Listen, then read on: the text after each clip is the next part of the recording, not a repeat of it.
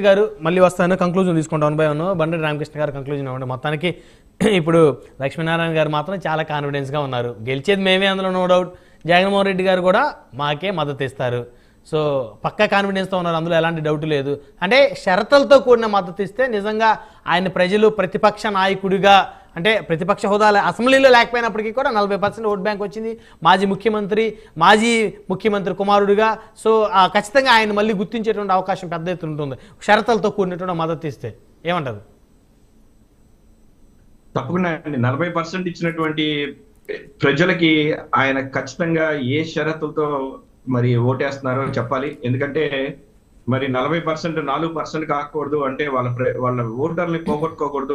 రాష్ట్ర ప్రయోజనాల కోసం ఆయన ఏం చేయబోతా ఉన్నారు, మరి ప్రజలు ఇచ్చినటువంటి ఓట్లతో ఆయన ఏం చేయబోతా ఉన్నారు, ఈ నలుగురితో ఏం సాధించబోతా ఉన్నారు, కేంద్ర ప్రభుత్వంలో ఎలాంటి అంటే ఎలా ముందుకెళ్ళబోతున్నారు అనేది ప్రజలందరికీ తెలియజేస్తున్న అవసరం ఎంతైనా ఉంది. ఎందుకంటే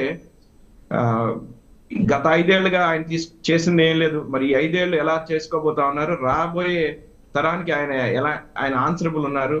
మరి ఖచ్చితంగా ఒక ప్రెస్ మీట్ పెట్టి ఈ 11 గంటలకి మరి మనకి స్పీకర్ ఎన్నిక ఉంది. ఈ లోపల ప్రజలందరికీ తెలియజేస్తే, ఆంధ్ర ప్రజలందరికీ తెలియజేస్తే చాలా బాగుంటుంది. ఎందుకంటే ట్రాన్స్పరెంట్ గా ఉండడం చాలా అవసరం. ఖచ్చితంగా మరి ఈ 2-3 గంటల్లో జగన్మోహన్ రెడ్డి గారు కానీ వైసీపీ నాయకత్వం నుంచి ప్రెస్ మీట్ పెట్టి రాష్ట్ర ప్రయోజనాల కోసం ఏమేమి అడగబోతా ఉన్నారు, ఏమేమి అడుగుతున్నారు ఎన్డీఏ ప్రభుత్వం అనేది తెలియజేస్తే తెలుగు ప్రజలందరూ అంటే మీరు అనేది ఇప్పుడు రామకృష్ణ గారు జగన్మోహన్ రెడ్డి గారు కాకుండా రాష్ట్ర ప్రయోజనాల కోసం వాడుతున్నారు అనేది ఖచ్చితంగా తెలియాలి. అంటే ఇప్పుడు మీరేమంటారు, జగన్మోహన్ రెడ్డి గారు ఆయన ఎన్డీఏ కనుక మద్దతు ఇచ్చే పరిస్థితి కనుకుంటే ప్రెస్ మీట్ పెట్టి ఒక షరతులతో కూడినటువంటి మద్దతు ఇస్తున్నానని చెప్పేసి చెప్తే బాగుంటుంది, లేకపోతే ఆయన స్వప్రయోజనాల కోసం మద్దతు ఇచ్చాడని అనుకోవాల్సి ఉంటుందంటారా మీరు? ఆయన ఖచ్చితంగా ఎన్డీఏ కూటమికి ఇచ్చినా, ఇండియా కూటమికి ఆయన ఎంపీలు ఓటేసినా అది ఏమి ఆశించి చేస్తున్నారు అనేది చెప్పాల్సిన అవసరం ఉంది. ఎందుకంటే స్వప్రయోజనాలు కాదు, రాష్ట్ర ప్రయోజనాల కోసం అని చెప్పి చెప్పాల్సిన అవసరం ఎంతైనా ఉంది. లేకపోతే ప్రజలు వారికి 40% నుంచి 4%కి తీసుకెళ్లే భయంకరమైన పరిస్థితి రాబోతాం. రైట్. నరసింహప్రసాద్ గారు కంక్లూజన్ ఇవ్వండి సార్. సార్ ఖచ్చితంగా సార్, నాది కూడా అదే డిమాండ్. ఆయన 40%తో నిలబడుకున్న నాయకుడు ఆయన ఖచ్చితంగా మేము గౌరవిస్తాం. కాకపోతే ఆయన ఏం డిమాండ్ చేస్తున్నాడో స్పష్టమైన ప్రణాళిక ఏంటో చెప్పాలా. ఆయనకు వచ్చిన ఇది అదృష్టం, ఆయనకి 25 సీట్లు వస్తే నేను తలలు ఉంచుతా మెడలు ఉంచుతా అని ఆయన 4 వచ్చినా కూడా నాది పవరే అని చెప్పుకుంటున్నాడు. కాబట్టి ఖచ్చితంగా ఆ 4 ఎంపీలతో ఆయన ఏ ప్రణాళికతో ముందుకు పోబోతున్నాడో ప్రజలకు వివరిస్తే బాగుంటది. లేదంటే ఆయన మీద ఆయనకుండే అవలక్షణాల వల్ల ఆయన్ని వేరేగా అర్థం చేసుకుంటారు ప్రజలు. అంటే ఐ మీన్ ఆయనకుండే కేసులు కావచ్చు, ఆయనకుండే సమస్యలు కావచ్చు, వీటి కోసం చేసాడు అవే ఆయనకుండే నిర్వీర్యం చేసి ఆ డెలివరీ చేసే పాపం మన ఇద్దరం ఒక గంట కూర్చుందాం సార్, మీరు నేను. క్లారిటీ లేదు ఇప్పుడు. నారాయణమూర్తి గారు ఇప్పుడు నారాయణమూర్తి గారు మనసులో ఏమనుకుంటున్నారంటే 1వ తారీఖు ఈ ప్రభుత్వం 1వ తారీఖు పింఛన్లు ఇవ్వకుండా ఉంటే బాగుండు, వెంటనే ఫైట్ చేయొచ్చు, వారి మీద మాట్లాడచ్చు. చెప్పిన మాట నిలబెట్టుకోకూడదు, అన్ని ఫెయిల్యూర్ అయిపోతే ఈయన గతంలో 151 వచ్చినప్పుడు నెత్తికి కళ్ళెక్కాయో, కళ్ళు నెత్తికెక్కి ప్రవర్తించారో ఆ విధంగా చేస్తే బాగుండేది. హత్యలు చేస్తా ఉన్నారు, దానికి సమాధానం చెప్పమాట. మీరు అంతవరకు వెళ్ళాల్సిన అవసరం లేదు. దేశ భవిష్యత్తు, రాష్ట్ర భవిష్యత్తు అంత సీన్ లేదు. ఎందుకంటే అట్లాగైతే మీరు ఇప్పుడు కరెక్ట్ గా టైం ఇది ఎన్డీఏకి మద్దతు ఇచ్చేటప్పుడు మన రాష్ట్రాన్ని మీరు ప్రత్యేక ఇవ్వండి, అప్పుడు నేను మద్దతిస్తాను తప్పనిసరికి ఇచ్చుండేవాళ్ళు. కట్టిపోతున్నాను అట్లా అడుగుంటే మీరు మమ్మల్ని డిమాండ్ చేయండి. వాలంటీర్ వ్యవస్థ నాశనం చేశారా, రోడ్ల మీద వచ్చారా?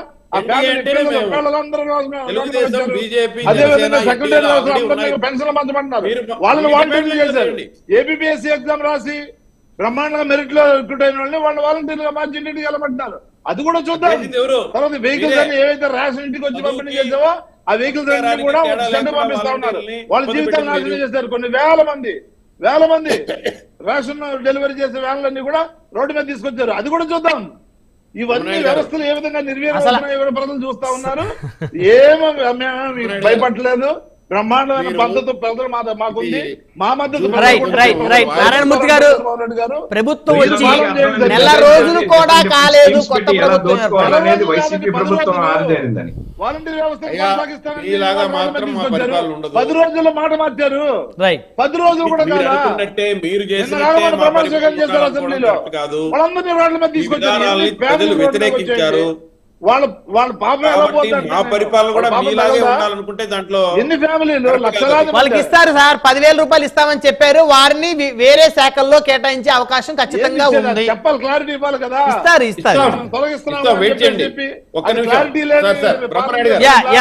నారాయణమూర్తి గారు, సమయం లేదు ఇంకా, దయచేసి ప్లీజ్ దయచేసి మీరు ఆగలరు సార్.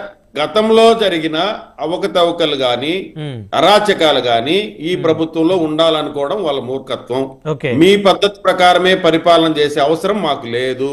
మీరు వాలంటీర్లు ఏ విధంగా ఉపయోగించుకున్నారో ఆ విధంగా మేము ఉపయోగించుకోవాలనుకోవడం మీకు తగదు. మేము కూడా వాళ్ళ విద్యార్హతలను బట్టి వాళ్లకు నైపుణ్యం కలిగించి వాళ్ళని ఎక్కడ ఎలా ఉపయోగించుకోవాలో అది ప్రజలు మాకు తీర్పు ఇచ్చారు కాబట్టి మేం చేస్తాం.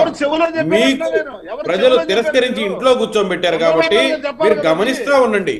ఏ విధంగా పరిపాలన చేయకూడదు, ఏ విధంగా పరిపాలన చేస్తే ప్రజలు తరిమేస్తారు, ఎలా పరిపాలన చేయాలనేది గమనిస్తారు.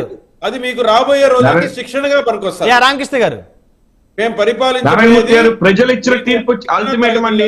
ప్రజలు ఆల్రెడీ చెప్పారు, మీరు తీసుకున్న నిర్ణయాలు అన్ని తప్పు అని మిమ్మల్ని ఇంట్లో కూర్చోబెట్టారు. ఖచ్చితంగా మీరు ప్రజలు ఇచ్చినటువంటి మ్యాండేట్ ని గౌరవించాలి.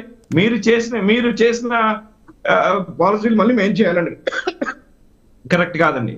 రైట్ లక్ష్మీనారాయణ గారు, నారాయణమూర్తి గారు దయచేసి ఇప్పుడు అవన్నీ ఇప్పుడు వాలంటీర్ల మీద సపరేట్ చర్చలు పెడదాం. ఇప్పుడు మన చర్చ ఎన్డీఏ, ఇప్పుడు మన చర్చ లోక్సభ స్పీకర్ ఎన్నిక సంబంధించి మన చర్చ. దయచేసి రాష్ట్రం బానే ఉంది, రాష్ట్రానికి ఏ ఇబ్బంది లేదు.